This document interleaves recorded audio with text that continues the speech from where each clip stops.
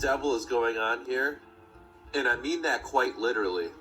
NASA will once again fire 3 rockets at a solar eclipse.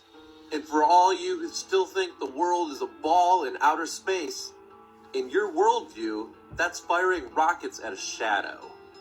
And remember last time when they shot this alleged picture from outer space, and they put the shadow from the solar eclipse on the United States, so it looked like a poop cloud?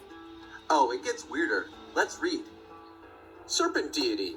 The space agency's project blah blah blah blah blah blah blah blah is named Apep, which is named after the serpent deity from ancient Egyptian mythology, nemesis of the sun deity Ra. Nemesis of the sun. He looks like a friendly fella. I think I remember this work from AP Art History back in high school. It was an odd time for me. Here's a piece of art called Adam Repelling Apep. Amazing. The Serpent of Chaos. Doesn't it seem like the world is getting more chaotic, ironically?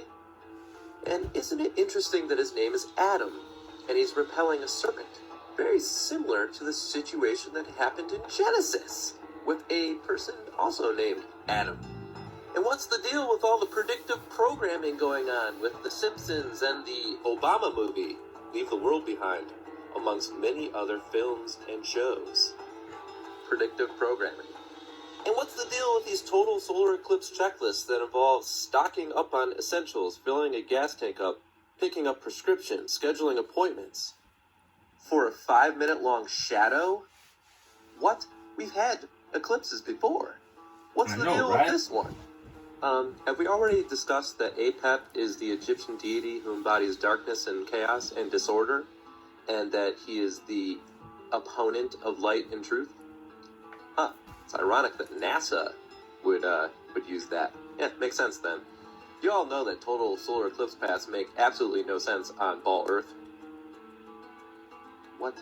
And I'm sure you've heard by now that the totality of this solar eclipse passes through, I think, 7 towns named Nineveh, which was the place that was going to be destroyed back in the Bible. Read the book of Jonah.